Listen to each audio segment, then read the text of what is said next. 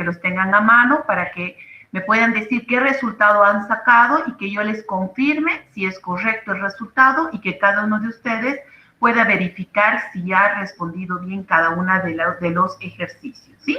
Entonces, por favor, vamos a comenzar, entonces, revisando lo que son los ejercicios. Se supone que todos los tendrían que tener a mano. De todos modos, igual voy a compartir la pantalla para hacer recuerdo de lo que estamos hablando, como ha pasado una semana. Entonces, vamos alistando, por favor, para que podamos resolver.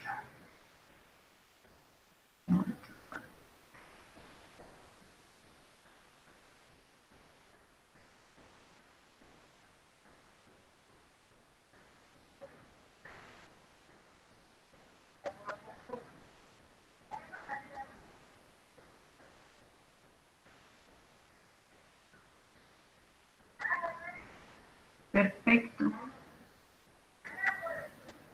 Entonces, el primer ejercicio nos pide calcular la cantidad de sólidos totales. ¿Qué valor han encontrado, por favor? 71.8. Perfecto. Muy bien, bien. Todos han coincidido, es exacto, 71.8% de sólidos totales. Correcto. Vayamos con el ejercicio número 2. Nos pide calcular nuevamente el porcentaje de sólidos totales, pero a partir de lo que son unos gramitos.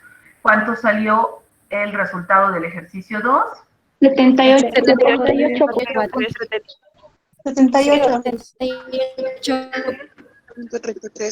Exactamente, muy bien, es exacto, por favor vayan revisando, yo les voy a ir confirmando, es exacto, 78,33% de sólidos totales para el ejercicio número 2. Para el ejercicio número 3, 35%. 35% de humedad. 35%. Perfecto, muy bien, coinciden exactamente 35% de humedad. El ejercicio 4, que tienen que calcular dos resultados, tanto humedad como sólidos totales, ¿cuánto les ha salido? 70% de humedad y 70% de sólidos totales. Muy bien, o sea, hay unanimidad, muy bien. 30% de humedad y 70% de sólidos totales lo han resuelto correctamente. Vayamos al ejercicio número 5. En el ejercicio número 5 tenían que llenar un cuadrito en la que tienen porcentaje de hidratos de carbono. ¿Qué valor han sacado? 37. Perfecto, igual todos han coincidido, estamos hablando de 37% de hidratos de carbono, correcto.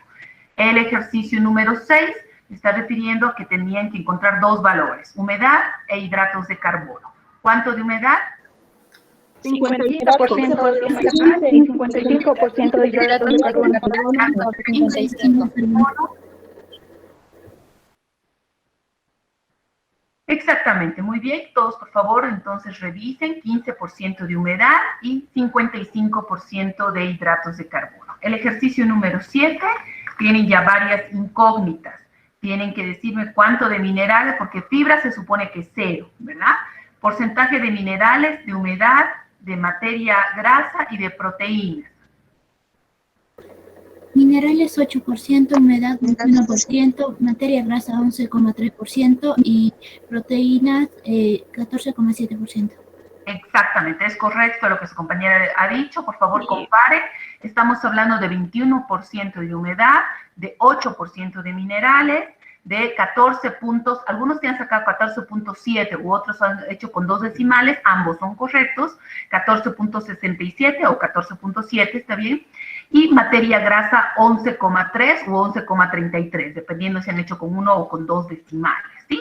Entonces, materia grasa se sacaba por diferencia. No se olviden que todos lo que son los nutrientes, materia grasa, proteínas, etcétera, todos, incluyendo la humedad, tienen que sumar el 100%. No puedes sumar ni más de 100 ni menos de 100. Correcto. Vayamos al ejercicio número 8. En el ejercicio número 8 hay varias incógnitas, ¿verdad? Entonces, estamos hablando de ¿cuánto de humedad? A ver, vamos a ir por pasos. Humedad para el ejercicio 8, ¿cuánto? 34,76. 34.7. Exactamente, para todos entonces 34,76%. De minerales, el ejercicio 8.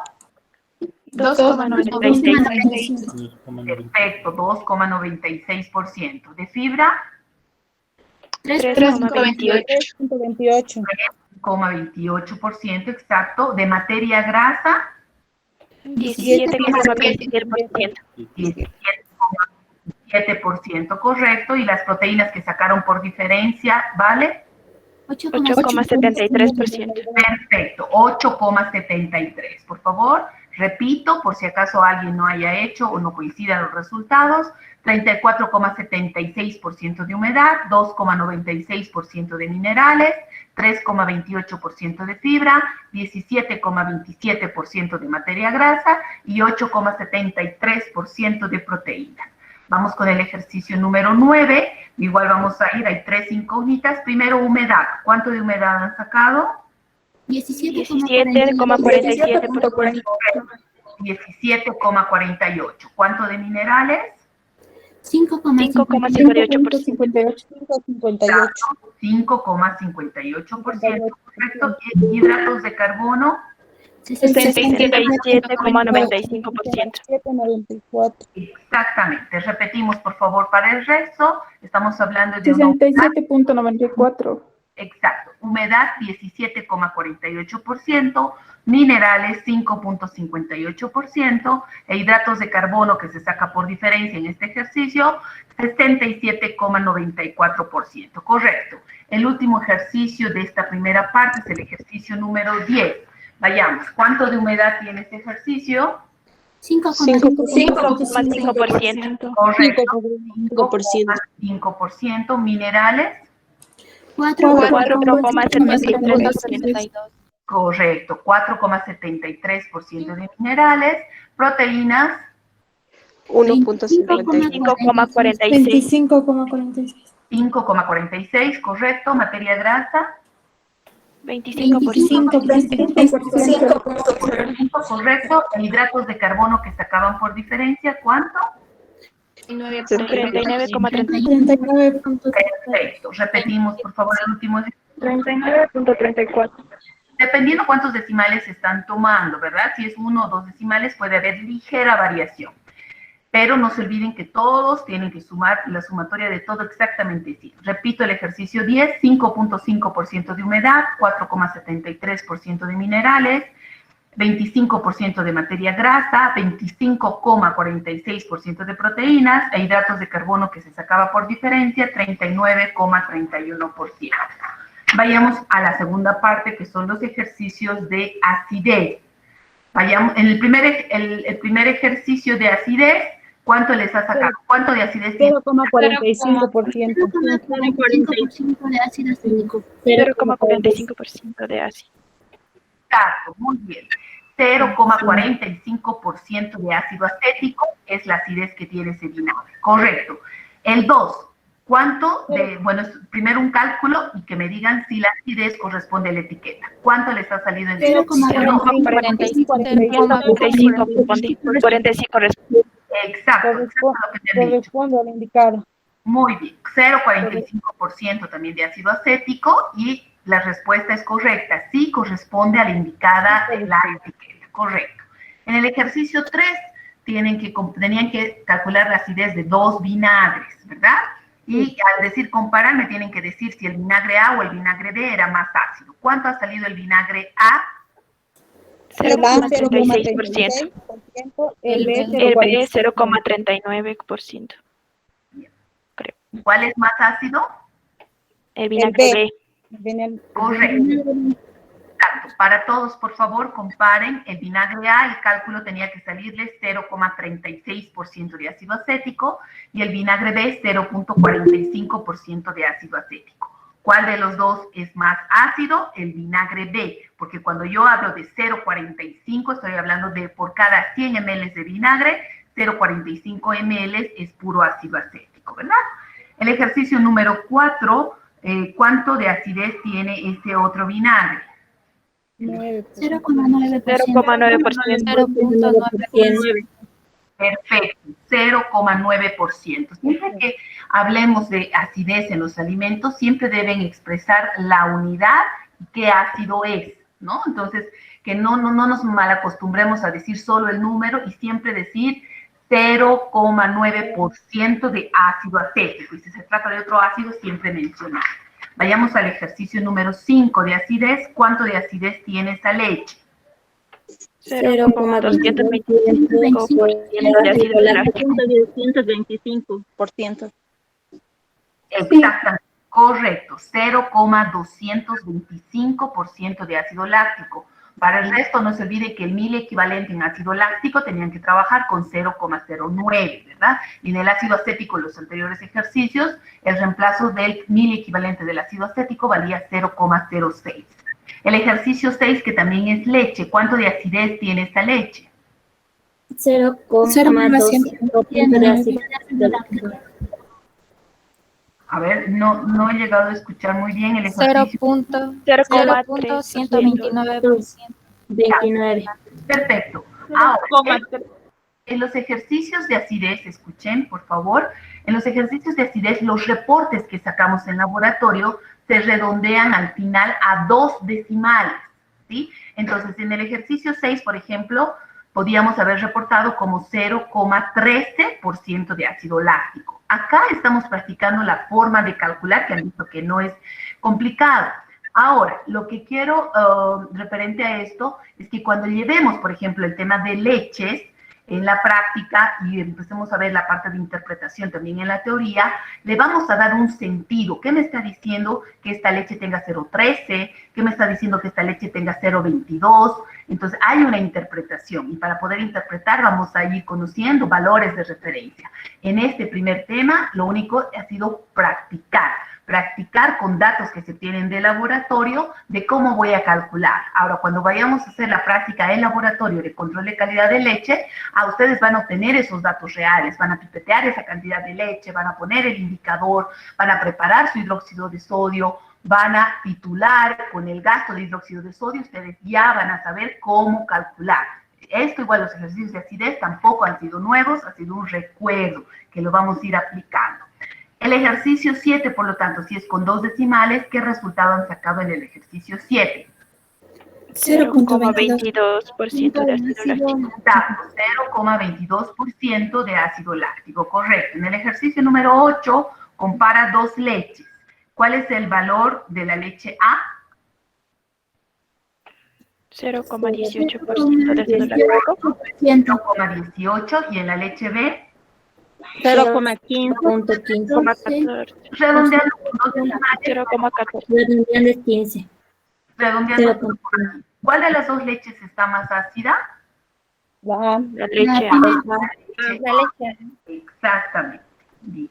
El ejercicio número 9 se trata de harinas. ¿Qué acidez tiene esta harina? 0,084, doctora. Exactamente. En el tema de harinas, tal vez adelantarles un poquito, es en el alimento que se puede expresar la acidez en cualquiera de los 2 ácidos, o en ácido sulfúrico o en ácido láctico. En este ejercicio se les solicitaba calcular solamente en lo que es el ácido sulfúrico. Entonces, 0,084. Para las personas que han quedado tal vez con alguna duda, lo que tienen que tomar en cuenta es el peso de la harina, los 10,5, porque hemos explicado la anterior semana que el agua destilada es neutra, no aumenta ni disminuye la acidez, por lo tanto es un agente simplemente diluyente. Ustedes deben tomar en cuenta cuánto de muestras en peso, cuando es la muestra sólida, yo estoy titulando. Entonces, tomando en cuenta eso en el ejercicio 10, por ejemplo, ¿cuánto han sacado la acidez en ácido sulfúrico? 0,20. Redondeando, 0,20. A los que no han redondeado, seguramente les ha salido 0,196, pero ya les había dicho redondeando 0,20. ¿Correcto? ¿Y en ácido láctico? 0,36% de ácido láctico. 0,36%. ¿Cuál es la variación en el anterior? Que tenían que haber hecho una regla de 3. Es decir, 22,5 gramos están en 200 ml de agua, en 30 ml de muestra que yo estoy tomando una alícuota, cuántos realmente yo estoy titulando, porque no estoy titulando todo, y tenía que haberle salido 3,375 gramos. Entonces, en la parte del denominador, cuando me dice peso de la muestra, ustedes tenían que haber utilizado 3,375 gramos, y sacaban el valor que acaban de decirme. En ácido sulfúrico, 0,20 redondeado, y en ácido láctico, 0,36% de acidez, ¿sí? Entonces, es la revisión de lo que han sido los ejercicios del primer libro. Bien, ¿hay, pese a todo lo que hemos hecho, alguna pregunta? Yo creo que cada uno tenía la responsabilidad de ir tiqueando lo que han ido resolviendo, ¿verdad? Que no era para nada difícil. Fuera de esto, ustedes han ya visto lo que vamos a ver esta semana. Se habrán dado cuenta que es un tema muy interesante en lo que es el tema de leche, ¿verdad? Por el amplio consumo, por la importancia que tienen los lácteos en la alimentación de las personas, por el aporte de lo que son las proteínas, por el aporte de lo que es el calcio, ¿verdad? Entonces, los productos lácteos constituyen una fuente muy importante en nuestra alimentación diaria. Entonces, les felicito en primera instancia porque estamos hablando de un 80%, al igual que el anterior, de cumplimiento de lo que es el envío de las tareas. Entonces, yo les felicito. Entonces, están viniendo, como se dice, no punto cero, que será mi objetivo al hacer este tipo de trabajos, y que vengan ya con una idea de lo que vamos a hablar el día de hoy. Entonces, seguramente, antes de que les comparta la pantalla, al resolver sus cuestionarios, habrán visto que puede haber diferentes puntos de clasificación de la leche, sea por su contenido nutricional, por su estado de higienización. También han visto un poco cuál es la composición de una leche fluida. Entonces habrán dado cuenta que si bien su mayor componente es agua, en cuanto a sus componentes nutritivos, tienen un componente importante en carbohidratos, representado con un mayor porcentaje de lo que es la lactosa. Estamos hablando de más del 90% que corresponden a la lactosa, o llamado el azúcar de la leche, y que en nuestro caso hay que tomar en cuenta porque este va a ser el sustrato para que las bacterias produzcan ácido láctico, y cuando la producción de ácido láctico ya está en cantidades superiores, la leche se acidifica, y obviamente mientras más acidificada está, la leche se va a cortar espontáneamente, ¿no? Entonces, una forma de ver la conservabilidad de lo que son los lácteos, en este caso la leche, será el cuantificar la acidez de esta conversión de la lactosa en ácido láctico. También tal vez les ha llamado la atención al ver las diapositivas y resolver su cuestionario, es el hecho de la materia grasa. Así que si bien la materia grasa tenemos los 3 tipos de ácidos grasos, los saturados, los monoinsaturados y los poliinsaturados, pues hay que tomar en cuenta que la mayor parte de la grasa presente en la leche corresponde a grasa saturada. Estamos hablando de aquella grasa que tiende a depositarse en las paredes de las arterias y a la larga traer complicaciones a la salud, ¿verdad? Arteriosclerosis, en muchos casos puede influir hasta problemas en el corazón, etcétera. Por eso la misma tecnología alimentaria en el tema de lo que son las leches ha elaborado productos derivados de la leche, pero en la que la mayor parte de grasa le quitan. Me estoy refiriendo a los productos light. Los productos light en las leches es una descremación, le quitan la grasa de la leche en su mayor porcentaje. Entonces, ¿cuál es la diferencia entre lo que es una leche entera y una leche light? Pues no será en el contenido de proteínas, no será en el contenido de lo que son los carbohidratos, no será en el contenido de calcio, que son nutrientes esenciales, sino justamente en que tiene menor grasa. Y si tiene menor grasa, pues estamos disminuyendo enormemente ese consumo de esa grasa saturada, ¿no? Que nos vaya a traer problemas a la salud. Es evidente que para lo que son los niños, etcétera, la leche entera está bien, es recomendable, pero para personas que tienen obesidad, problemas de presión alta, problemas de corazón, etcétera, es recomendable que consuman estos productos, pero estos derivados que les menciono, los productos o las leches light.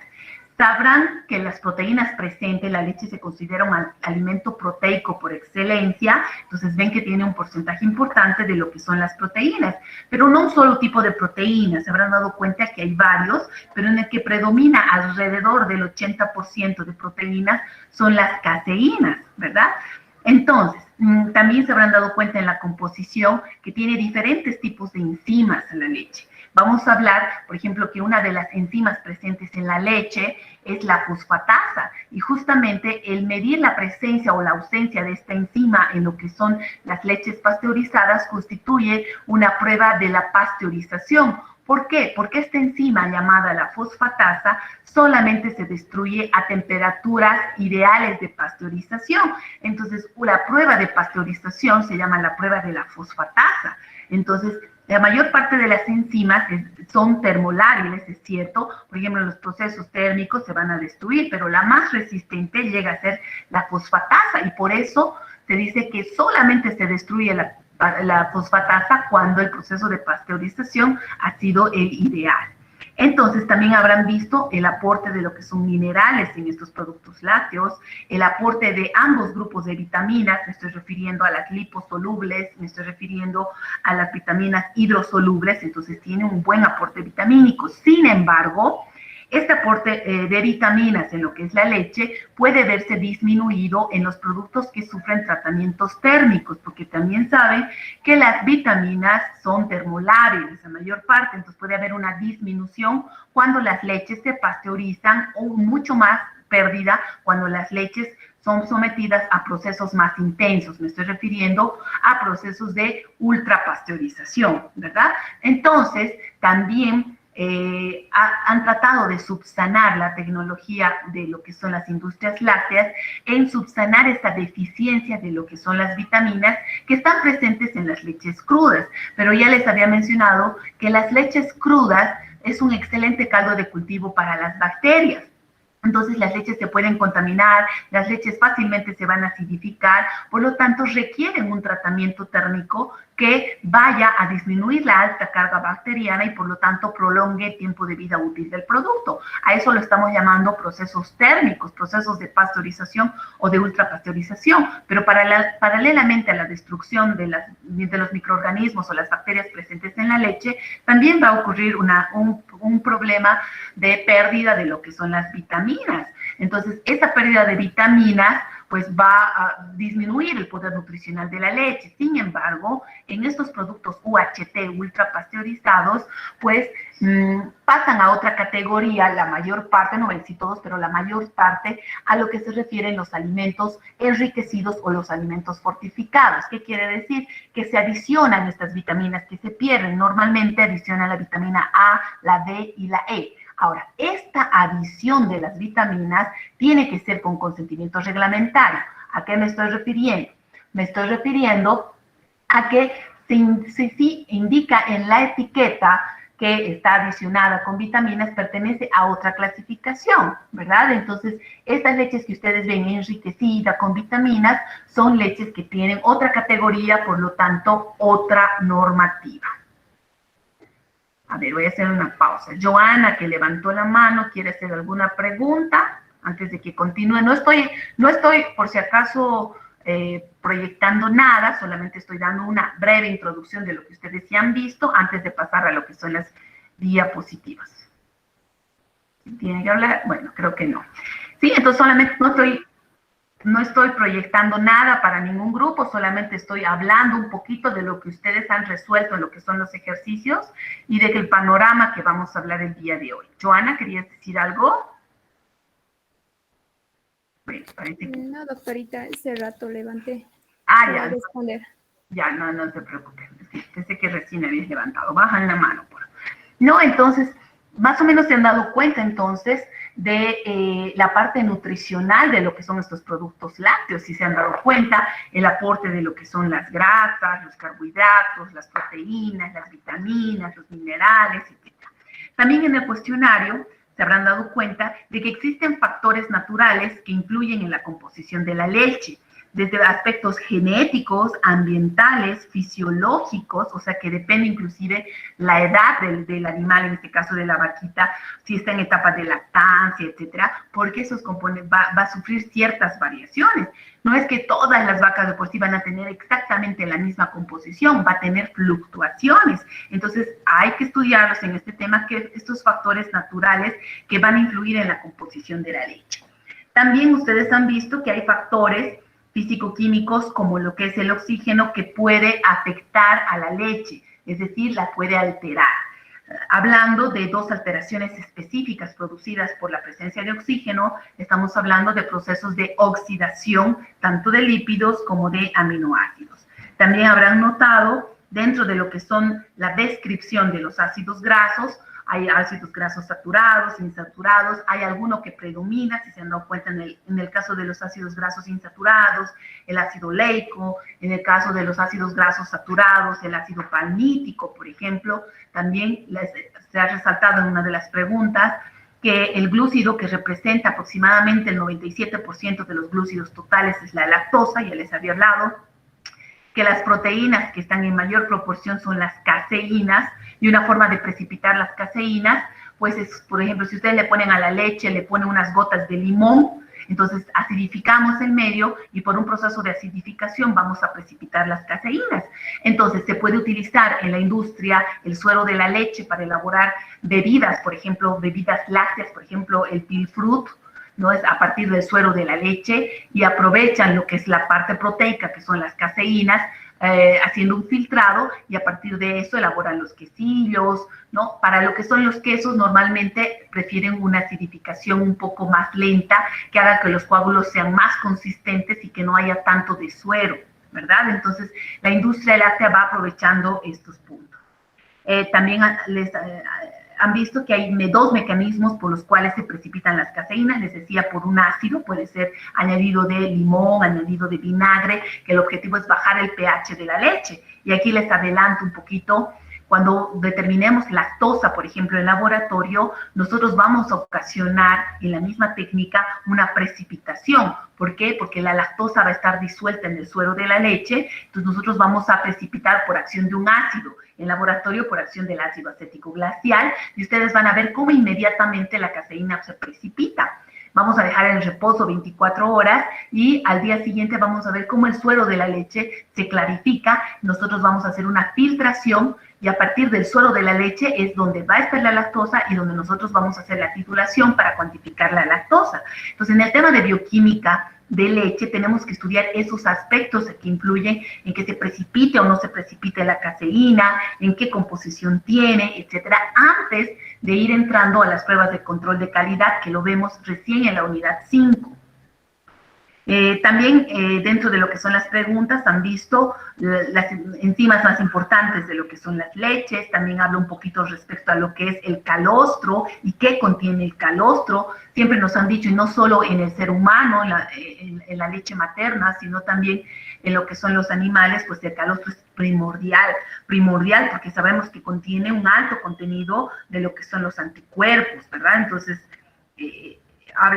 bueno, en su cuestionario habla de eso. También habla de lo que son las características de los glóbulos grasos nativos. Se habrán preguntado, cuando compran una leche cruda, por ejemplo, y la dejan en reposo, se darán cuenta que la grasa tiende a subir a la superficie. ¿Y por qué había sido? Porque los glóbulos grasos tienen tamaños más grandes, por lo tanto van subiendo a la superficie. ¿Y por qué en las leches tratadas térmicamente, es decir, las leches que ya están embolsadas, pasteurizadas, ultrapasteurizadas, no ocurre esa separación de fases?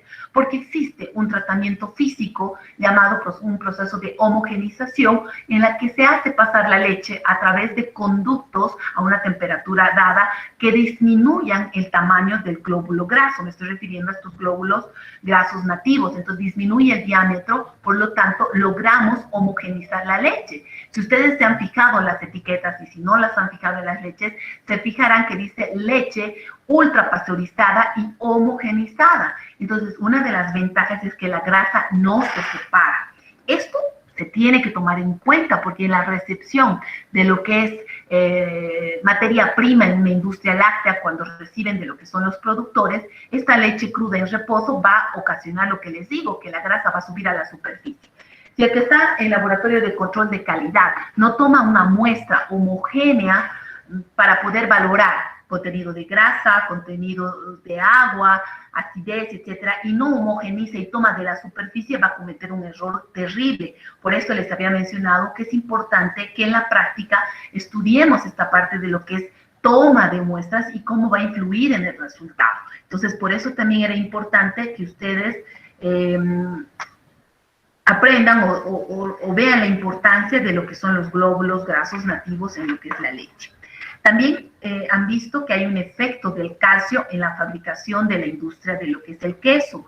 También han podido rescatar de las diapositivas que provoca un proceso de acidificación lenta en la leche. Por ejemplo, no es lo mismo una acidificación rápida que una acidificación lenta. ¿Cuándo vamos a producir una acidificación rápida? Por producto de añadir un ácido, ya les decía, limón, que es el ácido cítrico, vinagre o un ácido acético. Esta es una acidificación rápida, en la que nosotros vamos a precipitar la caseína. Ahora, pero esta caseína que precipita está en forma grumosa, de grumos, ¿verdad? Mientras que el proceso de acidificación lenta se va a dar por las bacterias lácticas, y eso lo vemos en la elaboración del yogur. Sabemos que la elaboración del yogur utiliza las bacterias lácticas, las bacterias benéficas, ¿verdad? Estas bacterias lácticas requieren una temperatura adecuada en la que se va a inocular estas bacterias y se le va a dar el tiempo y la temperatura necesaria para que puedan multiplicarse, pero a la vez de multiplicarse van a ir consumiendo la lactosa y transformando en ácido láctico. Y paralelamente al crecimiento de las bacterias y la disminución del pH, se va a ocasionar que exista un proceso de reorganización de lo que son las caseínas, formando un gel más homogéneo, que engloba la mayor parte de lo que es el volumen inicial de la leche. Por lo tanto, en este proceso, digamos, no hay casi un desuero, o sea, que la parte del suero se vaya separando. Entonces depende de lo que uno quiere, si es una acidificación lenta, si es una acidificación rápida. También hablamos de lo que es la composición del cuajo, que es muy utilizado en la tecnología del queso, porque eso nos va a permitir tener coágulos más consistentes de la caseína, que se aprovechen mejor porque va a haber un mayor rendimiento para lo que es la elaboración de lo que es el queso.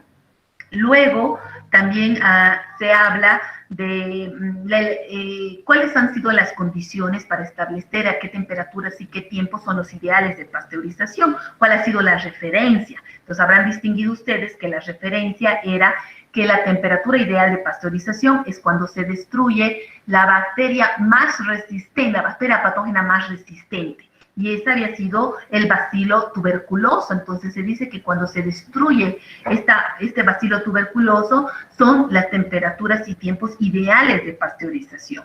No se olviden que un proceso térmico, no porque le ponga más temperatura va a ser mejor el efecto. Si bien la destrucción de microorganismos a temperaturas más altas se va a dar en mayor proporción, pues habrá una pérdida de nutrientes. Entonces se debe respetar lo que es ese binomio, temperatura, la temperatura adecuada por el tiempo adecuado. Luego también habla respecto a las dos bacterias lácticas que normalmente se utilizan en la fermentación de la leche para la elaboración del yogur y que tienen un poder sinérgico, entonces actúan mejor cuando están combinadas.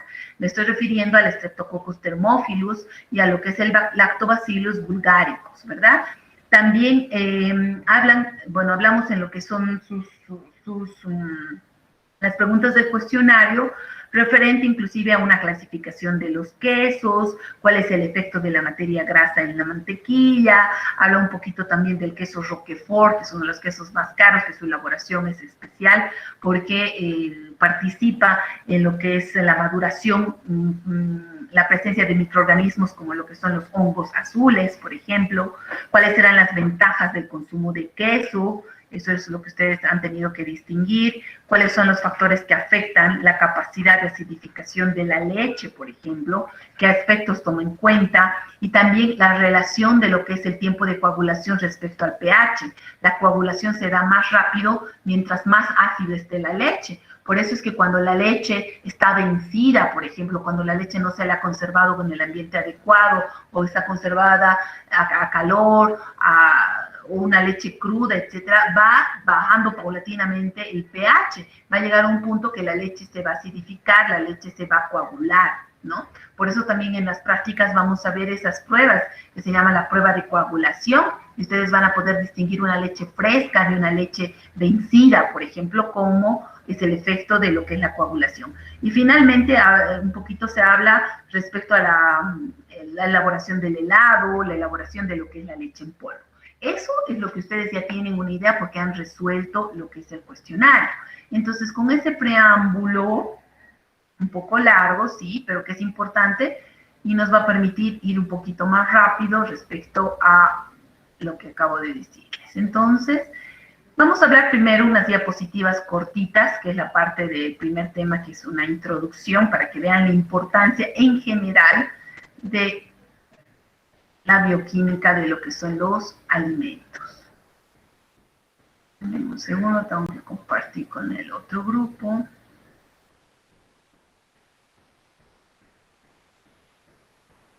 De todos modos, ustedes ya saben que tienen, como se dice, tienen las diapositivas en las cuales me pueden seguir por si acaso haya cualquier problema en conexión, etc. Cuando trabajamos con dos clases es un poco complicado. Perfecto. Bien. Entonces, en esta primera parte, que es la parte introductoria, el primer tema de bioquímica de los alimentos, pues saben que es la unidad 2, pero que esta unidad comprende varios grupos, entonces estudiamos a los principales grupos. En el primer tema, que es súper cortito, ¿no? Súper cortito, hablamos de las generalidades de lo que corresponde a la bioquímica de los alimentos, ¿verdad? Entonces aquí está relacionando en general lo macro, la ciencia de los alimentos, en la que se estudian los factores que rigen la alteración de los alimentos, los factores de la conservación, de los procesos de transformación, por ejemplo, en el caso del yogur, a partir de la leche, cómo se va a elaborar, etcétera. Ese es lo macro, ¿verdad? Pero dentro de esto macro hay algo más específico, que es la química de los alimentos, en la que nosotros vamos a ir ahondando de qué composición tiene, qué propiedades tienen, qué cambios se van a producir, por ejemplo, durante el cocinado o en el mismo procesado en la industria o cuando se adicionan ciertos productos químicos. Entonces, de acuerdo ya por los grupos de alimentos, vamos a ir estudiando esta parte, que es parte de esto macro, de la ciencia de los alimentos.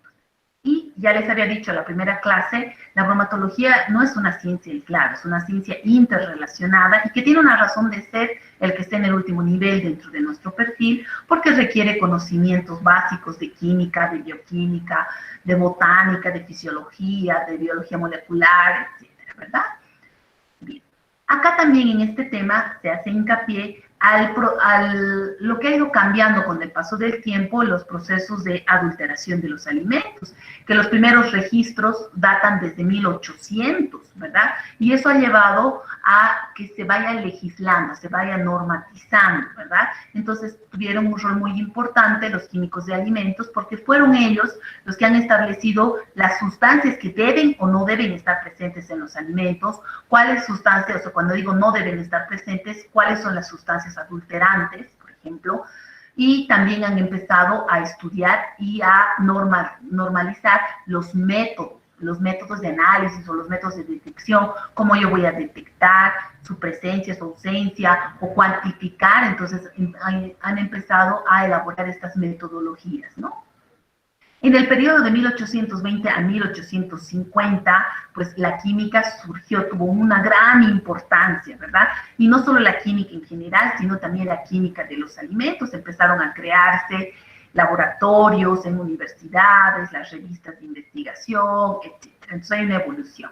Y aquí ustedes han podido ver las adulteraciones que se han dado a principios del siglo XIX. Por ejemplo, en esa etapa detectaron que al vinagre le añadían ácido sulfúrico, por ejemplo, obviamente en cantidades diluidas, ¿verdad? Que el café empezaban a adulterar con granos de otro tipo de cereales, lo mismo en el té, en la leche le añadían agua, y eso sigue siendo una adulteración real. La adulteración en la leche fluida es añadir agua o descremar en exceso, estamos hablando de las leches fluidas. Entonces, allá en esas épocas también se vio que diluían agua con yeso, con almidón, etcétera, para adulterar este producto. También hay registros de la pimienta, del vino, del azúcar, etcétera. No se olviden que adulteración es el que yo añada o quite algo sin consentimiento reglamentario, ¿verdad? Entonces, en esta etapa, pues a los métodos de estudio se los ha dividido en tres grupos, relacionando atributos de calidad e inocuidad, las reacciones químicas y bioquímicas y la aplicación al procesado y almacenamiento de los alimentos. Entonces, la descripción de estos tres puntos, a grosso modo, constituye lo esencial de este capítulo. Vayamos con el primero, los atributos que relacionan calidad e inocuidad. Por ejemplo, Si hay cambio en la textura, los cambios perjudiciales, va a haber una pérdida de solubilidad, puede haber pérdida en la capacidad de retención de agua, endurecimiento o ablandamiento, por ejemplo, entonces afectan a la textura. Estos atributos de calidad pueden ser visibles en realidad al ojo humano, ¿verdad? Pero a la vez puede conllevar, depende del tipo de alimento, a estos otros cambios perjudiciales. Lo mismo en el sabor. Por ejemplo, si yo estoy con una harina o que estoy con una leche en polvo y yo veo un cambio, o siento, mejor dicho, un cambio en el sabor, pues puede ser que se ha desarrollado, porque se ha oxidado las grasas, hay rancidez, o tal vez hay otros olores extraños, ¿no? Entonces hay un cambio perjudicial. Pero nosotros distinguimos a través del sabor, ¿verdad? En cambio de lo que es el color, el que el producto se oscurezca, se aclare o desarrolle otros colores extraños, entonces son parámetros perjudiciales, ¿no? Pero que se ven por el color. Y en cuanto a los cambios en el valor nutritivo, por ejemplo, puede haber pérdidas, como los que les decía, los procesos térmicos, que haga que se disminuyan las vitaminas, minerales, que haya desnaturalización de las proteínas, que los lípidos puedan pasar por procesos de hidrólisis o de oxidación, entonces van a haber cambios perjudiciales. Y varios de estos cambios los vamos a ir estudiando, pero ya grupo por grupo, esto es en general, para que ustedes relacionen que hay parámetros perceptibles por lo que son los órganos de los sentidos, en muchos casos como el color, sabor, textura, pero que llevan a cambios perjudiciales. El segundo punto, ¿de qué reacciones químicas y bioquímicas estamos hablando que deterioran la calidad y por lo tanto disminuyen la inocuidad?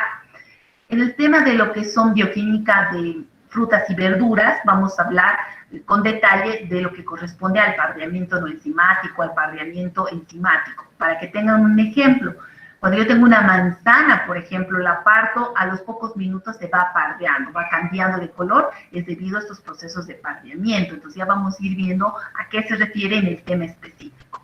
La hidrólisis y la oxidación en los alimentos grasos, en los aceites comestibles, en las grasas, en las mantecas, etcétera. ¿Qué factores van a hacer que se aceleren o se retarden? ¿Cuál será el efecto, por ejemplo, de los antioxidantes en añadir a los aceites comestibles? ¿Serán útiles? No. Entonces, en bioquímica de aceites vamos a ver cuáles son los mecanismos de oxidación de las grasas. A eso se está refiriendo. Lo mismo, la desnaturalización proteica, debido a qué factores se va a dar, entrecruzamiento proteico, hidrólisis de oligo y polisacáridos, hidrólisis de proteínas, síntesis de polisacáridos, degradación de pigmentos, cambios glicolíticos. Entonces, esto simplemente es una mención de diferentes reacciones, sean químicas o bioquímicas, que se van a producir en algunos grupos de alimentos más que en otros, ¿verdad? Entonces, aquí hago una tablita en la que se relaciona, por ejemplo, algunos ejemplos en general. La oxidación lipídica, por ejemplo, es una reacción que se va a ver favorecida, por ejemplo, por el oxígeno, favorecida por la temperatura, por la humedad, por la luz, por ejemplo, que va a acelerar este proceso de oxidación lipídica. ¿Cuál es la consecuencia? Productos de oxidación en el alimento, reacción con otros componentes. Ahora, estos productos de oxidación, por ejemplo, de los lípidos, son productos peligrosos. Ahí vamos a hablar cómo se forman los peróxidos, los hidroperóxidos y cómo influyen en la salud. Eso es lo que vamos a estudiar cuando llevemos bioquímica de aceites. Ahora, en cuanto a otro ejemplo, la parte de hidrólisis de polisacáridos. La consecuencia, liberación de azúcares. Estos polisacáridos o estos azúcares simples pueden reaccionar con lo que son las proteínas. Ahí vamos a recordar lo que ustedes ya conocen, la reacción de Maillard, por ejemplo, ¿no? Entonces, que ocasiona un cambio de color, un cambio en el sabor en lo que son estos productos.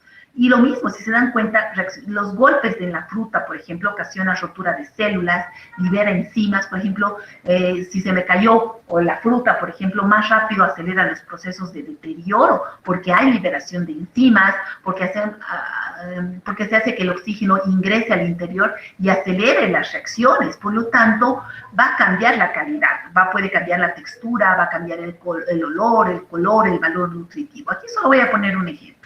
En el caso de los aceites, por ejemplo, los aceites a granel, por ejemplo, o los aceites que ya se han reutilizado, etcétera, los procesos de oxidación va a generar que se vayan formando estos productos de oxidación que son peróxidos e hidroperóxidos y que va a cambiar en estados avanzados, por ejemplo, el color del aceite. Si ustedes han visto aceites que se reutilizan, van cambiando, se van volviendo marrón, inclusive hasta negros. Entonces hay un cambio en el color. En el olor, lo propio, se va sintiendo. Mientras más está avanzado el proceso de oxidación, el olor se va intensificando, se va haciendo olores rancios pronunciados.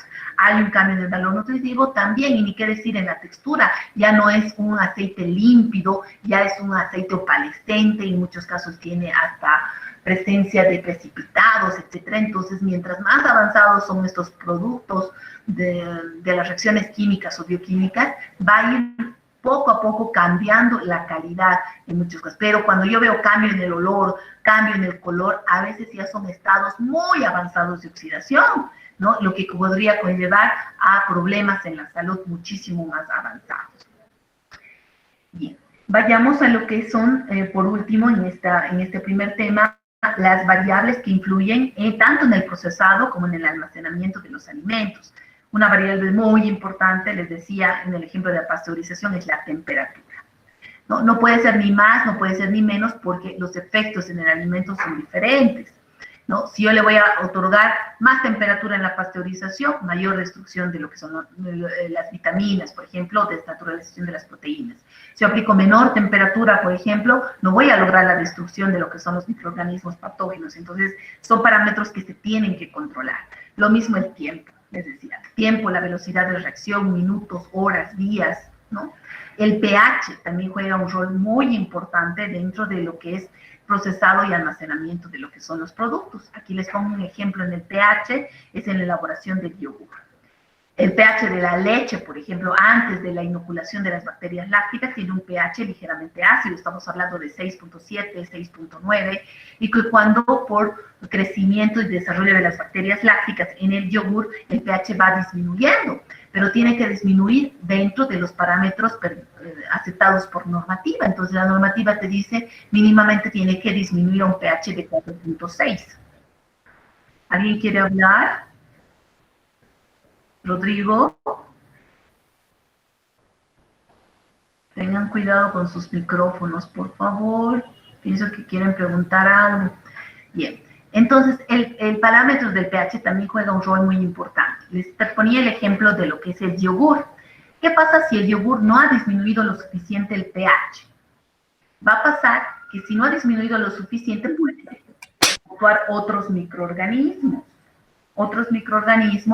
ocasionando una contaminación del producto. Ahora, si el pH del yogur se ha bajado demasiado, se ha sobreacidificado el yogur, por lo tanto, no va a ser apetecible, va a ser un producto demasiado ácido, no del agrado del consumidor. Entonces, son parámetros que hay que controlar, el pH, por ejemplo. Otro ejemplo de lo que es el pH es en la carne, por ejemplo, la conservabilidad de la carne. Entonces, mientras la carne se va pasando los días o está entrando en un proceso de putrefacción, va a ir cambiando su pH, inclusive a pHs alcalinos. Y dentro de lo que es la composición del alimento, se tiene que relacionar la materia prima y el alimento terminado. Siempre les he dicho, si yo quiero un producto final de calidad, la materia prima tiene que ser de calidad. Por lo tanto, hay que tomar en cuenta el control de calidad de la materia prima, la manipulación de esta materia prima, con qué otros productos se va a mezclar esta materia prima, qué tipo de aditivos, qué tipo de envase, y todo eso ya se irá estudiando paulatinamente. Y dentro de lo que es la composición, por ejemplo, presencia de oxígeno, se habrán dado cuenta de que ya existen alimentos que están envasados, por ejemplo, en ambientes envasados al vacío, por ejemplo, o en atmósferas modificadas que amplían el tiempo de vida útil del producto, ¿no? Y vamos a ver en qué productos se van a dar eso. Y lo que es el tema de la adición de aditivos alimentarios, ¿no? O aditivos químicos lo llaman, que es tan importante este tema, el punto 5, que tenemos que estudiarlo en un tema aparte, realmente en el segundo parcial, lo que es el tema de aditivos alimentarios, que comprende cuándo han nacido, es bueno usar, no, etcétera, etcétera, ¿no?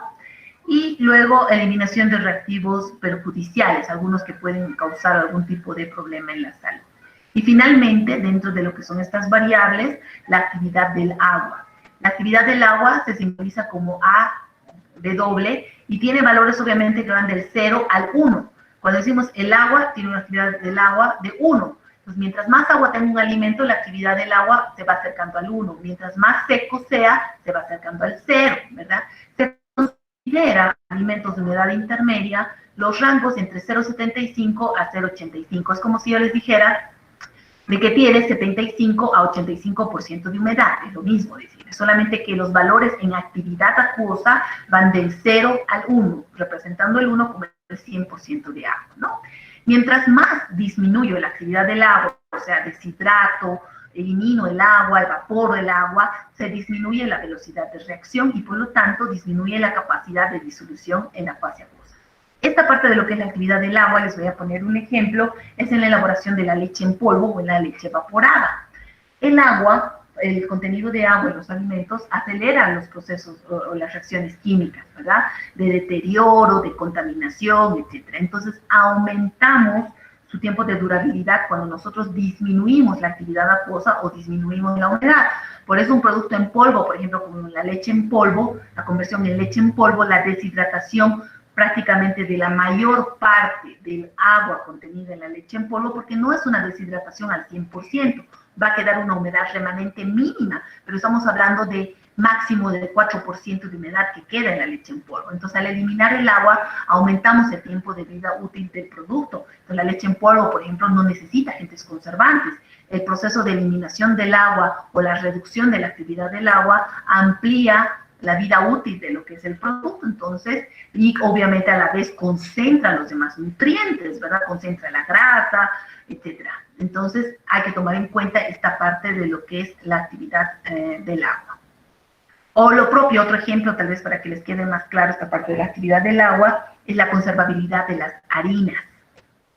Las harinas, si bien son productos en polvo, que tienen una humedad un poco mayor en la leche en polvo por normativa que nos dice máximo del 15%, pero los productos en polvo, tanto la leche en polvo como la harina, tienen propiedades higroscópicas, significa que pueden captar la humedad ambiental e incorporarla al interior. Esa humedad excesiva en el interior de la harina, en este caso que les pongo el ejemplo, va a ocasionar varios cambios en la harina, como qué, como favorecer el desarrollo de mohos, por ejemplo, y muchos mohos, no todos, pero muchos de los mohos que crecen en las harinas son productores de aflatoxinas o de micotoxinas, y estas toxinas que les menciono son bioacumulables, ¿verdad? Entonces se van a ir acumulando en el organismo y a la larga pueden desencadenar algunos problemas. Entonces hay estudios, hay tesis inclusive que se han hecho respecto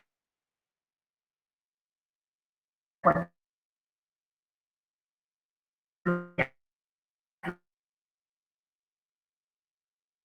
por ejemplo, que también acelera los procesos de hidrólisis, los procesos de oxidación. Entonces, el mantener en niveles aceptables la cantidad del agua en el alimento es muy importante en este punto.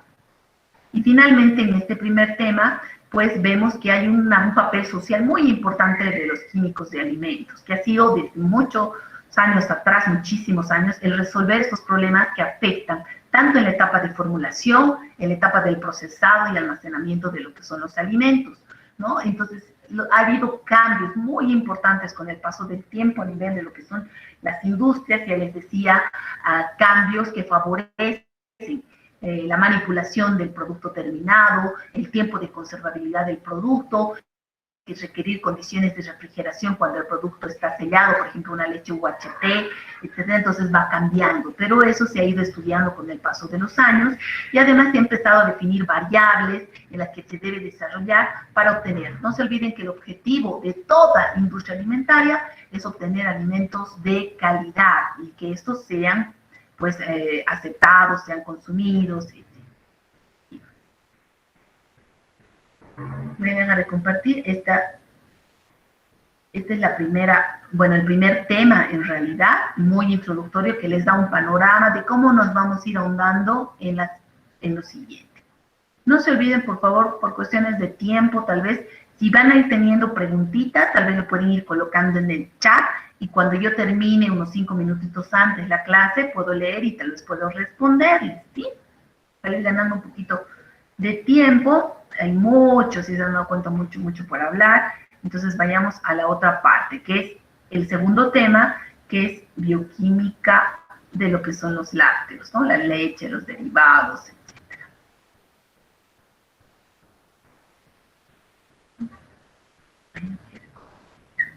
momentito.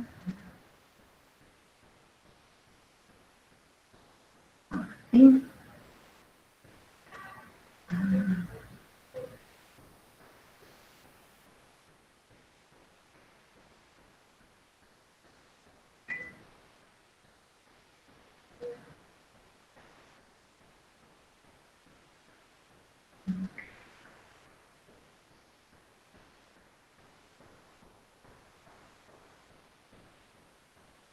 Bien, perfecto, bien. Entonces pasamos al segundo tema, y a ir más específicamente a lo que corresponde lo que es la leche. Yo diría que de todos los grupos de alimentos donde hay mucho para hablar y donde más se ha diversificado la industria es en el tema de lo que son las leches. Y simplemente, pues, recordar, por ejemplo, teníamos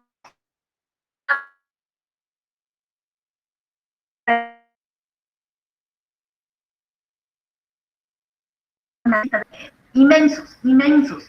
Solo en el tema de yogur, por ejemplo, ya hay variabilidad. En el tema de leche hay variabilidad, leche entera, semidescremada, leche descremada, leche deslactosada light, leche saborizada, leche fortificada con calcio, leche cero grasa. Es inmensa, es una de las áreas en la industria de alimentos, el área de las leches y derivados que más ha diversificado sus productos, porque justamente el estudio de estos factores químicos, físicos, etcétera, ha ido conociendo, o se ha ido conociendo y se ha ido explotando, ¿verdad? Entonces ahora nada se desperdicia. Si yo quiero, por ejemplo, elaborar quesillos o quesos en la industria láctea, pues voy a aprovechar la proteína, la caseína, pero el suero de la leche también lo puedo aprovechar haciendo bebidas lácteas, ¿verdad? Inclusive en la facultad, hace pocos años, han sacado una bebida en base a suero de la leche, pero con chirimoya, por ejemplo.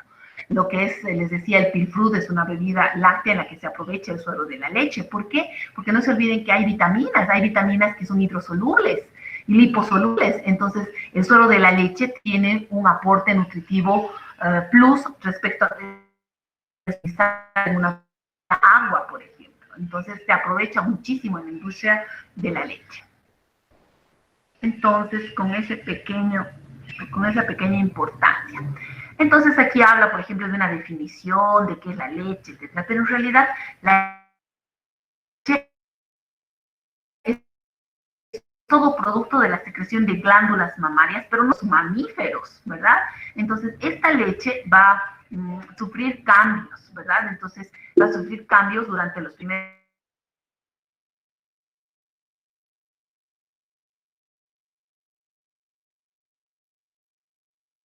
deben ser explotados o son explotados por las industrias para poder aprovechar la elaboración de los diversos derivados que existen, ¿no? Por ejemplo, la mantequilla, ahí les voy a poner un ejemplo. La leche como tal que llega a la industria láctea, la leche como tal debería tener todo su tenor graso, pero la leche cruda tiene un tenor graso establecido por normativa, pero la industria láctea necesariamente la descrema, le quita su grasa parcialmente, dependiendo qué va a elaborar. Leche entera, leche semidescremada o leche descremada. Pero esa grasa que le saca, pues como podríamos decir que es algo muy importante en la industria, porque a partir de esa grasa de la leche van a producir las cremas de leche, la van a pasteurizar y van a sacar la crema de leche. A partir de lo que es un batido y amasado de la crema de leche pasteurizada, van a poder sacar el excedente de agua y concentrar aún más la grasa. Y vamos a tener la mantequilla, por ejemplo. Puedo tener mantequilla con sal o mantequilla sin sal. Y aquí les puedo decir, por ejemplo, a algunas personas que les gusta experimentar, por ejemplo, que hagan esto. Si alguien tiene un poco de crema de leche en la casa, por ejemplo, que agarren con su mano, con un guantecito, que esa crema de leche empiecen, un pedazo en su mano, empiecen a amasar, amasar, amasar. Van a ver cómo va a empezar a soltar el agua excedente. Y a medida que saquen y se vaya saliendo el agua, la grasa se va a ir concentrando. Y a medida que la grasa se va a ir concentrando, va a aparecer ese color característico amarillo de la mantequilla, que es la grasa pura. Entonces van a ver cómo pueden obtener por un amasado de la crema de leche lo que es la mantequilla, por ejemplo. Entonces, hace un rato decíamos que leche no solamente nos estamos refiriendo a la leche de vaca, a la leche humana, entonces hay leche de oveja, hay leche de búfalo, hay leche de yegua, de todo. Pero desde el punto de vista del control de calidad en alimentos, obviamente nos estamos refiriendo básicamente al control de calidad de la leche de vaca, aquella que se comercializa, porque no vamos al supermercado y encontramos leche de oveja, leche de conejo, leche de yegua, leche de búfalo, no, ¿verdad? Generalmente esta leche es para la propia cría, para el desarrollo de lo que es la propia cría, ¿verdad? Pero entonces hay diferentes tipos de leche de mamíferos. Pero, ya les decía, en control de calidad de lo que son los alimentos en los laboratorios, lo que analizamos son la leche cruda obtenida de la vaca o las leches ya tratadas térmicamente, sean leches pasteurizadas, sean leches ultra pasteurizadas o sean sus derivados, leche evaporada, leche condensada, todo lo que son los derivados. Pero obviamente la que el ser humano llega a consumir las leches en su vida, la mayoría es la leche humana, ¿no? Y la leche de vaca principalmente. Principalmente, de hecho, ¿no? Bien. Esta tablita simplemente es para que ustedes puedan relacionar la composición de leches de diferentes mamíferos, ¿verdad? Desde vaca, búfalo, cabra, oveja, etcétera, relacionados a su contenido energético, que está en kilojoules o kilocalorías. Si se dan cuenta, el contenido acuoso, pues básicamente va desde el 80.7% hasta el 87.5%, son variables mínimas, ¿no? O 88.1%, eso va variando, pero su mayor componente llega a ser agua. Pero en cuanto a sus componentes nutritivos mayoritarios, prácticamente es la proteína, ¿no? Aquí está la proteína, pero vean la variabilidad. ¿Cuál es la leche de mamífero que tiene menos proteína? Es la leche humana. ¿Y cuál es la que tiene más proteínas? Bueno, dentro de lo que es esta tablita específicamente, si se dan cuenta, lo que es la leche de oveja. Sin embargo, se dice que la leche que más proteína tiene, pero que no está en esta tablita, es la leche de conejo. La cría de conejo tarda 6 días en duplicar su peso al nacer, entonces porque tiene mayor proteína. Pero una cosa es que tenga más proteína y otra cosa es que sea asimilable por el organismo. Por eso la mejor leche para el bebé recién nacido humano es la leche de su propia especie. No hay mejor leche que la de su propia especie. Entonces, la que nosotros consumimos, si se fijan, 3.3%, y el resto de estas leches que están acá tienen mayor contenido de proteína. En cuanto a lo que es el contenido de grasa, es uno de los parámetros de más variabilidad. En la comparación de estos 5 tipos de leche, la leche de búfalo es la que tiene mayor contenido de grasa, la leche de búfalo. Ahora, la lactosa, si se dan cuenta, la leche humana es la que tiene mayor contenido de lactosa, ¿sí?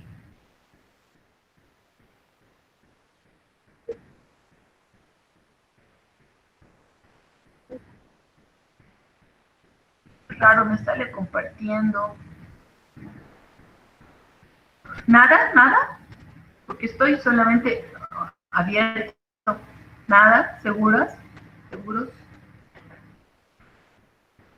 Me sale estar presentando para todos en las 2 salas. Vamos a ver el tema de la leche, no sé.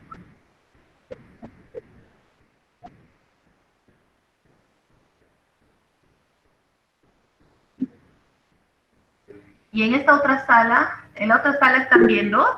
En la 1 está normal, doctora. Me sale, les cuento, de las 2. A ver, en esta otra sala en la que ustedes me están diciendo, voy a dejar de compartir y voy a volver a compartir, pero me sale que en las 2 estoy compartiendo. Extraño.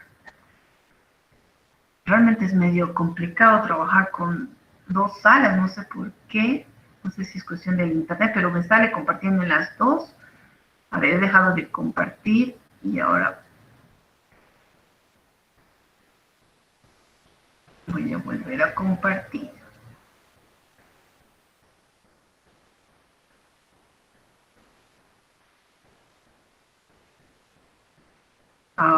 Ahora,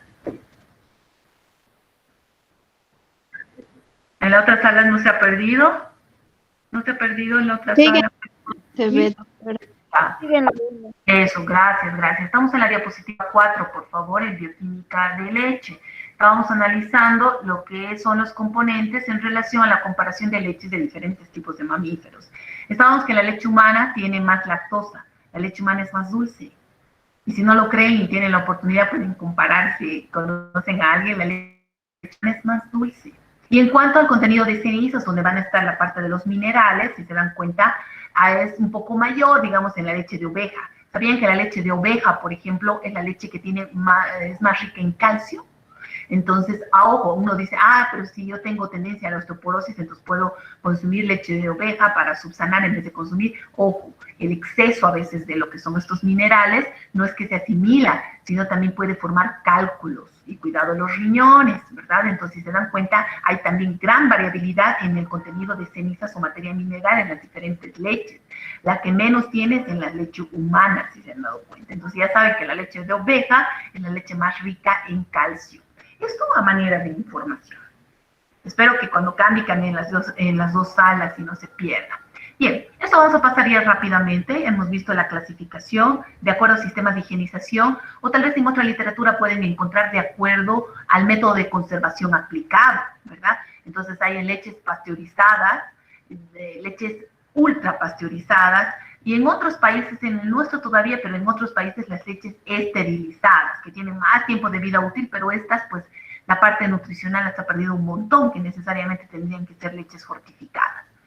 La clasificación por el estado físico, ¿no? Que conocemos, la leche fluida, evaporada, condensada, en polvo, por el contenido nutricional, entera, semidesnatada, desnatada, ahora ya modificada lipídicamente. Esta modificada lipídicamente, por ejemplo, hace unos años atrás no teníamos. La leche light es considerada la leche descremada o desnatada, pero hay otra leche, la leche desnatada o descremada, por ejemplo, por normativa dice que máximo 1% de grasa tiene que tener, mientras que una leche entera tiene mínimo 2.6% de grasa. Entonces, en la leche desnatada o descremada le quitan prácticamente, solo tiene 1/3 de la grasa. Pero en estas leches modificadas lipídicamente, por ejemplo, ya habrán visto en el mercado, hay leches que dice que tienen 0% de grasa. Alguna vez en la práctica, por ejemplo, cuando hemos hecho grasa en leche, algún grupo, hace algún año, en vez de traer leche light, por ejemplo, que tiene 1% de grasa normalmente, habían traído esta nueva leche que les digo que dice en su etiqueta 0% de grasa, y esas y hemos verificado y realmente no tiene grasa. Entonces, esas ya son otra clasificación, que son las modificadas lipídicamente. Las enriquecidas o fortificadas son las que tienen adición de nutrientes, de vitamina A, vitamina D, en algunos inclusive hasta la vitamina E, ¿no? Depende, pero en la etiqueta debe informar. Y hay lo que son los productos deslactosados. Creo que con el paso del tiempo es conocido que ya muchas personas tienen intolerancia a la lactosa, intolerancia al gluten, pero cuando hablemos del gluten, cuando hablemos harinas, vamos a hablar del gluten. Ahora, en el tema de leche, la intolerancia a la lactosa. Entonces ya tenemos productos deslactosados. Y uno dirá, ¿y cómo elimino la lactosa en la leche? ¿Cómo elimino la lactosa? Si es el principal carbohidrato de la leche. Entonces recordarán sus conceptos de bioquímica en el sentido que es un disacárido, ¿verdad? Pero a diferencia de la sacarosa, por ejemplo, es un disacárido con poder reductor, ¿verdad? Entonces, a este disacárido, para eliminarlo, o por lo menos la mayor parte, que ya no sea un disacárido, ¿por qué hay una intolerancia a la lactosa? Porque las personas carecen de la enzima que se llama lactasa, entonces no pueden metabolizar a este disacárido. Entonces, ¿qué se hacen en las leches deslactosadas? Se añade la enzima lactasa. Esta enzima lactasa convierte este disacárido en monosacáridos, por lo tanto, lo hace ya digerible. Por eso se dice que son de fácil digestión. En sus etiquetas han visto de fácil digestión. Ahora, este proceso de lo que dice la leche deslactosada, la realidad es que no tiene 0% de lactosa, pero tiene muy bajo a comparación de una leche normal. La mayor parte se ha desdoblado a los monosacáridos que componen la lactosa, pero queda un pequeñísimo porcentaje de lactosa sin hidrolizar, esa es la palabra. Pero se dice que las personas que son intolerantes a la lactosa normalmente son en cantidades grandes. Muy rara es la persona que es un intolerante a la lactosa estricto. Esto generalmente es por defectos genéticos. Entonces, las leches deslactosadas que hay en el mercado en realidad deberían llamarse bajos en lactosa, ¿no? porque no aseguran el 100% de que ya no está en forma de disacárido, ¿no? Estas leches, por si acaso las deslactosadas, son leches más dulces, porque los monosacáridos que componen la lactosa tienen un poder edulcorante mayor que la lactosa como tal.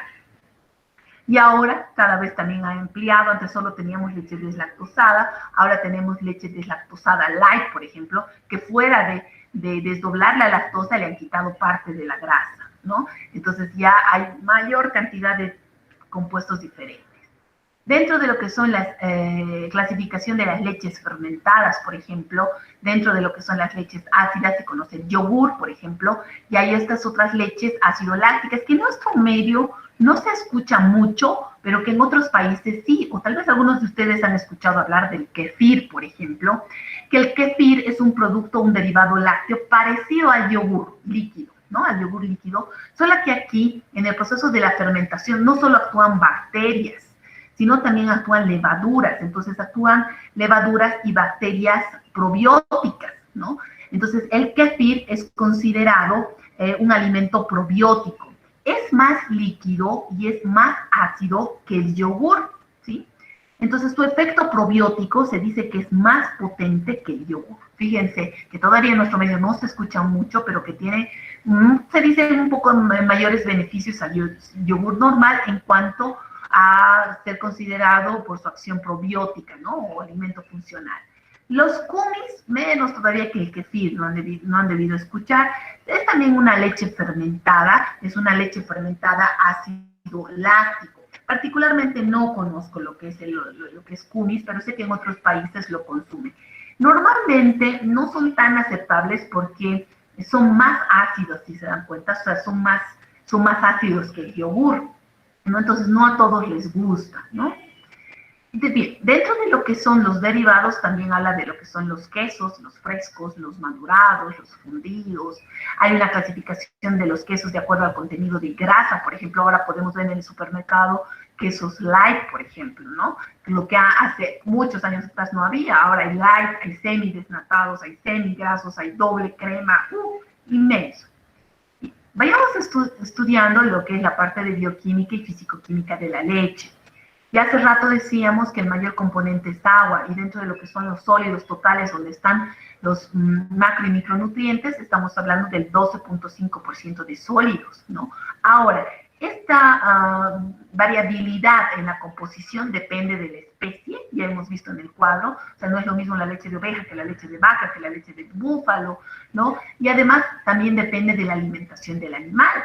No es que todos los productores de leche van a llevar sus leches exactamente al mismo tenor graso, importa la edad del animal, importa la alimentación, etc. Pero la industria láctea es la responsable de estandarizar el contenido graso de acuerdo al tipo de leche, ¿no?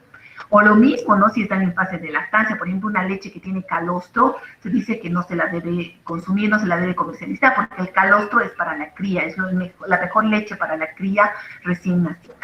Dentro de lo que es la leche, los sólidos se van a dividir en sólidos grasos y sólidos no grasos. En realidad los sólidos no grasos van a ser las proteínas, los carbohidratos, o sea, todo menos la grasa, ¿verdad? Esa es la diferencia.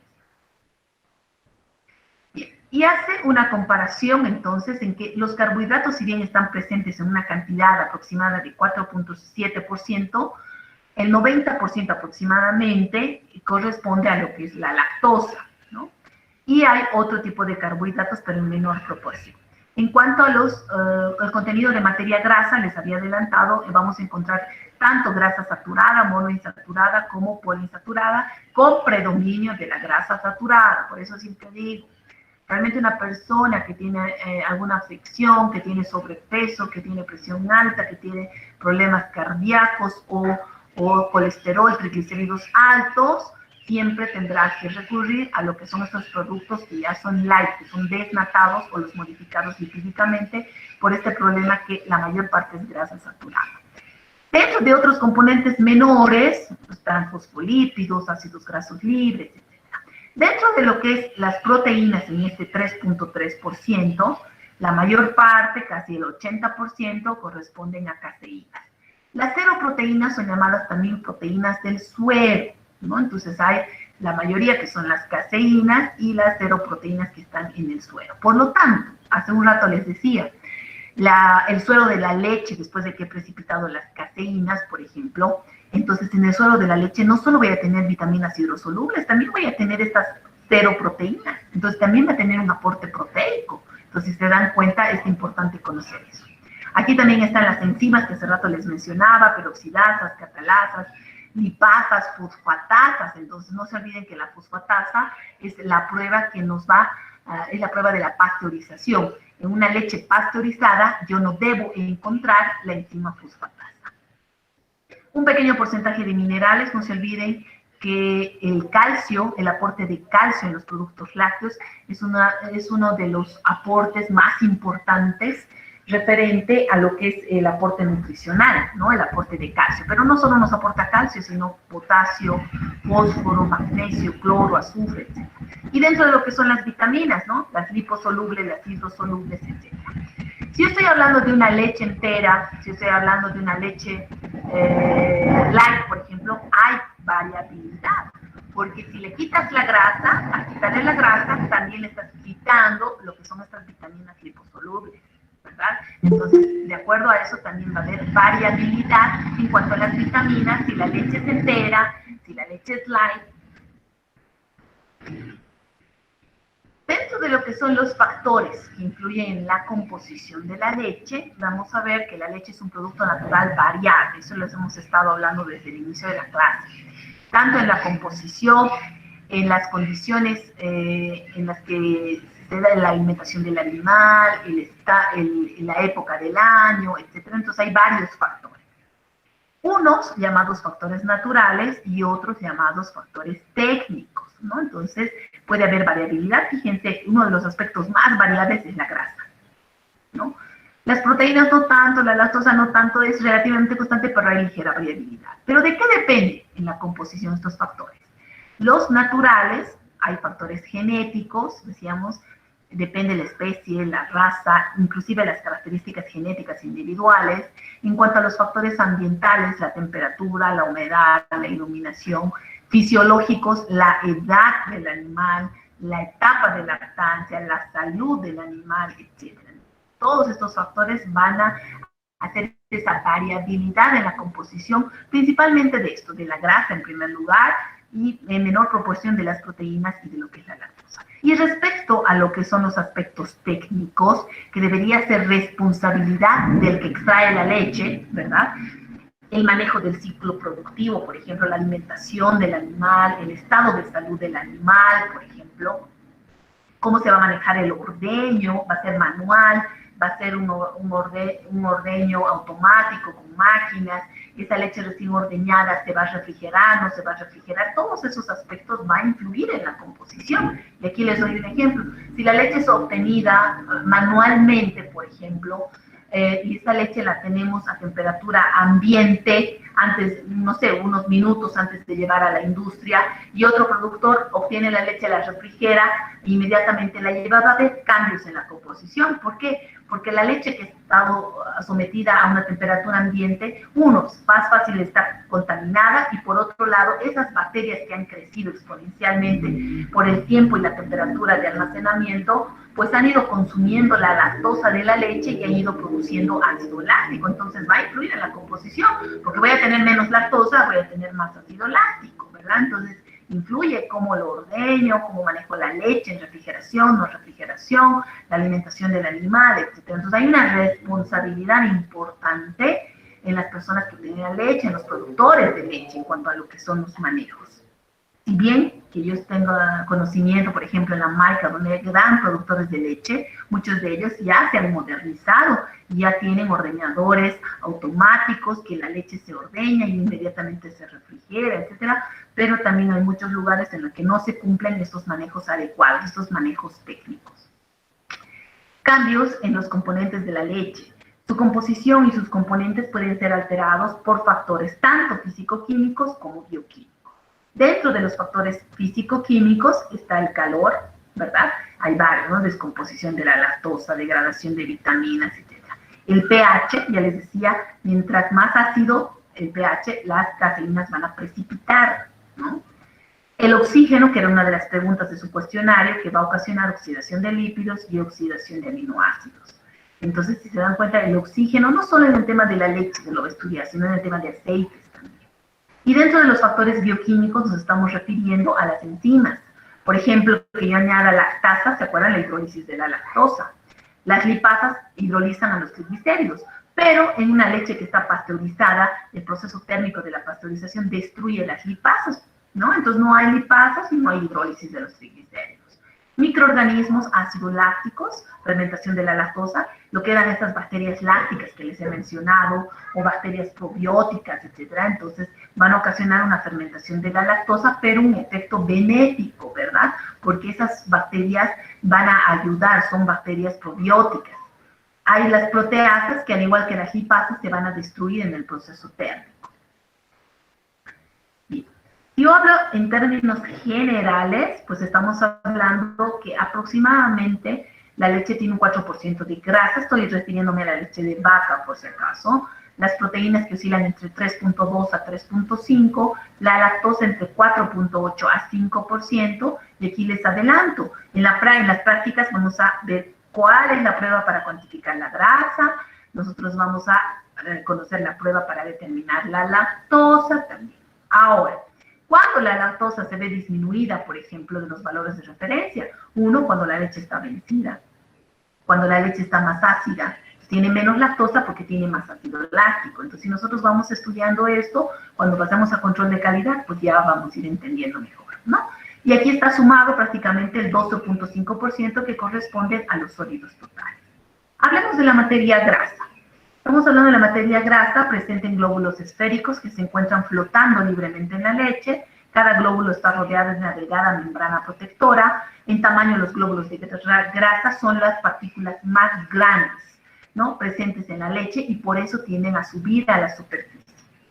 Ya les adelanté hace un rato y les decía que estos glóbulos grasos nativos, que son más grandes, en el proceso, un tratamiento físico que hace la industria láctea, es el proceso de la homogenización, que es pasar la leche por conductos a una presión controlada y una temperatura adecuada para disminuir el tamaño de los glóbulos grasos, y así se evita que la leche pasteurizada o ultrapasteurizada tenga la separación de fases en estados de reposo, y ahí sí podemos hablar de que la leche es homogenizada. Bien. Finalmente, por la clase de hoy vamos a hablar de lo que son los ácidos grasos, tanto saturados como insaturados presentes. Fíjense la cantidad. No les voy a pedir que ellos memoricen, lo único que quiero que retengan es lo siguiente, que dentro de los ácidos grasos saturados, el mayoritario es el ácido palmítico. Pero si se dan cuenta, hay más ácidos grasos, solamente retengan esto. Y dentro de los ácidos grasos insaturados, el mayoritario notablemente es el ácido oleico. Ya en el tema de bioquímica de aceites, vamos a ver cómo influyen las reacciones de oxidación, por ejemplo, el que sea saturado, el que sea poliinsaturado, el que sea monoinsaturado, etcétera, etcétera. La cantidad de estos ácidos grasos afecta la dureza de la grasa. Cada ácido graso tiene diferentes puntos de fusión, y esta característica la transfiere directamente a la grasa, resultando una mantequilla más blanda o más dura. Las proporciones de ácidos grasos varían importantemente con la alimentación del ganado. Entonces, fíjense qué factor tan importante es la alimentación del animal. Y ahí pone unos ejemplos, ¿no? En primavera, etcétera, ¿no? En cuanto a las grasas. Normalmente, la leche de vaca tiene entre 3.3 hasta 4.7% de grasa, ¿no? La zona central del glóbulo graso contiene la mayor parte de lípidos neutros. Esto significa triglicéridos, la mayor parte, entre 97 y 98%. Esto significa diglicéridos, monoglicéridos, carotenoides, y además contiene vitaminas liposolubles, mientras que la parte externa, la membrana, está constituida por lípidos complejos, a eso se les llama fosfolípidos, cerebrósidos, colesterol, y también tiene proteínas y lo que son las enzimas. Voy a quedar en esta diapositiva 17, por favor, porque voy a ampliar un poquito más para que quede claro cuando lleguemos a la práctica para determinar la materia grasa. Entonces voy a quedar en la diapositiva número 17, y es donde vamos a retomar el día de mañana. Ya decido, tan rápido se pasa el tiempo.